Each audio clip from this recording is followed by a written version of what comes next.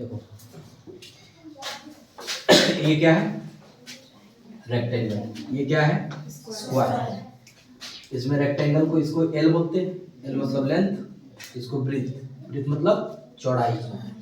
और ये क्या है, स्क्वायर। इसमें लंबाई और चौड़ाई का बात नहीं होता है, इसमें साइड्स का बात होता है।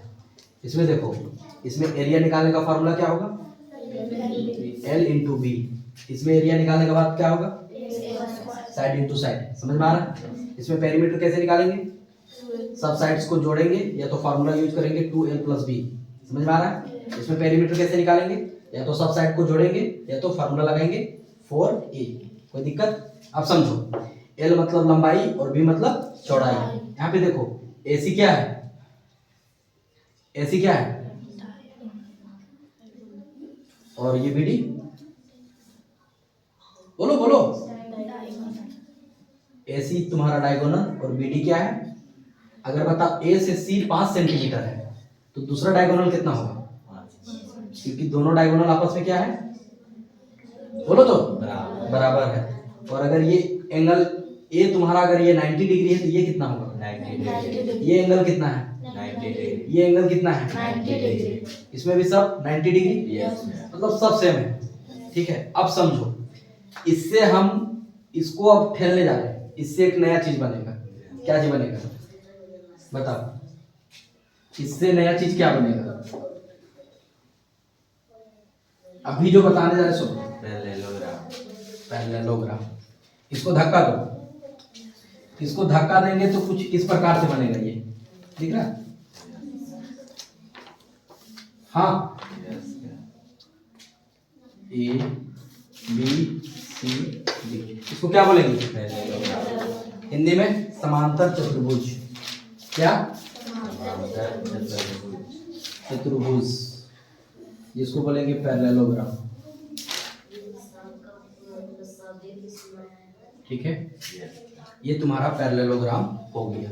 अब देखो यहाँ पे समझो, ये क्या, यहाँ पर अगर ये क्या है तुम्हारा, इसका ये क्या है, क्या इसके डायगोनल आपस में बराबर है, इसी से बना है, रेक्टेंगल से ही बना है पैरेललोग्राम, बना है कि नहीं बना है। लेकिन देखो डायगोनल इक्वल दिख रहा है, हम डायगोनल का बात कर रहे हैं। यहाँ पे डायगोनल क्या है, AC और BD क्या आपस में इक्वल है, है नहीं। इसका मतलब इसका जो पैरेललोग्राम होता है, इसका डायगोनल आपस में क्या होता है, नॉट इक्वल होता है। समझ में आया। अब देखो तुम लोगों को किताब में क्या क्या दिया हुआ है। इसमें बोल रहा है कि जो पैरेललोग्राम होता है,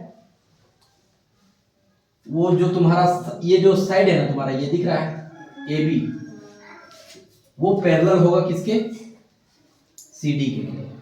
समझ में आया। ठीक है।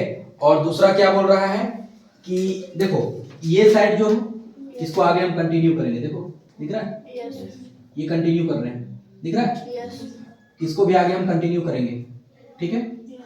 अब देखो ये दोनों लाइन आपस में कहीं इंटरसेक्ट हो रहा है क्या, इसका मतलब ये लाइन और ये लाइन आपस में क्या है, पैरेलल है, कहीं एक दूसरे के इंटरसेक्ट नहीं करेगा ये। और देखो इसको अगर हम कंटिन्यू इसको आगे बढ़ा रहे हैं, आगे मत करो, इसको आगे बढ़ाएंगे तो यहाँ पर ये भी तो दिख रहा है तुम लोग को कि तुम्हारा AD जो है वो पैरेलल है किसके, BC के। ये पैरेललोग्राम में होता है। समझ में आ रहा है। अब देखो पैरेललोग्राम में कुछ कुछ पॉइंट है जो तुम लोग को याद रखना है, बुक में भी तुम लोग का दिया हुआ है। पहला क्या है, opposite side of a parallelogram are equal. देखो समझो, ध्यान से समझो, AB का अपोजिट साइड कौन है, CD। इस साइड का अपोजिट साइड ये है। इसका मतलब अगर AB साइड तुम्हारा 5 सेंटीमीटर दिया हुआ है तो कितना होगा, 5 सेंटीमीटर। मतलब AB जो साइड है वो CD के बराबर होगा। Clear. Opposite sides are equal, ये भी तो एक साइड है BC। तो यहाँ पर क्या होगा, BC साइड जो है वो किसके बराबर होगा, AD का। समझ में आ रहा है। कोई दिक्कत। दूसरा बात बोल रहा है the opposite angle of a parallelogram are equal. Opposite angle, देखो अगर यहाँ कोई एंगल है, कुछ भी है, और इसका अपोजिट एंगल ये, ठीक है, तो एंगल ए जो है वो एंगल सी के क्या है, बराबर होगा। ये क्या है, एंगल बी है, इसका अपोजिट एंगल कौन है, एंगल डी। तो ये एंगल क्या बराबर होगा, एंगल बी जो है वो बराबर होगा क्या, एंगल डी का। समझ में आ रहा है। और कुछ पॉइंट बोल रहा है, and diagonal bisect each other. अब इसका डायगोनल देखो, ये डायगोनल 1 है और ये डायगोनल 2 है, ये दोनों एक दूसरे को एक पॉइंट पर काट रहा है, पॉइंट ओ मान लेते हैं, एक दूसरे को इंटरसेक्ट कर रहा है ना, बाइसेक्ट भी। अब देखो इसका ध्यान से समझो कि एक बात यह समझो, हाँ ये पैरेललोग्राम का डायगोनल है, और ये भी डायगोनल है, ये एक दूसरे को कहां पर काट रहा है, ओ पॉइंट पर।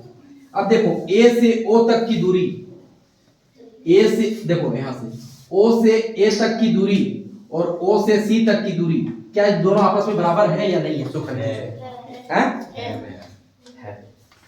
समझ में आ रहा है। ये सब पैरेललोग्राम का प्रॉपर्टीज में है। अब बता ओ से बी जो है वो ओ से डी के बराबर होगा कि नहीं होगा, ये प्रॉपर्टीज में, इसको ध्यान में रखना पड़ेगा। समझ में आ रहा है, कोई दिक्कत, हाँ।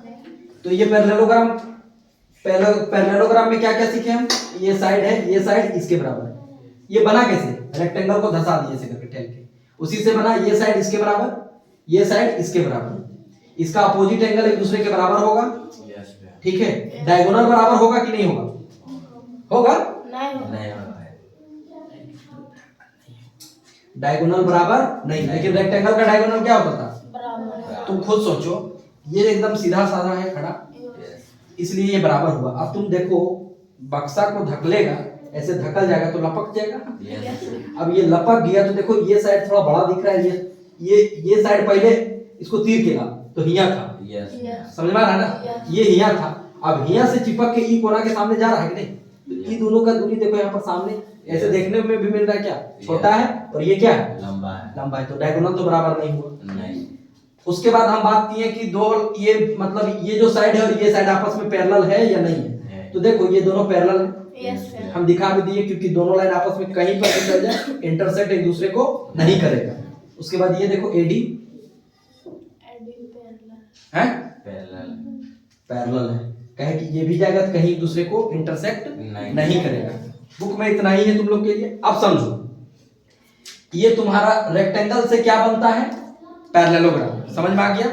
अब स्क्वायर को धसाते हैं हम लोग, स्क्वायर को क्या करते हैं, धसाते हैं, और स्क्वायर से क्या बनेगा, रेम्बस।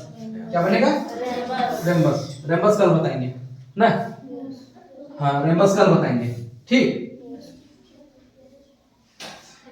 चलो ठीक है। शुभम के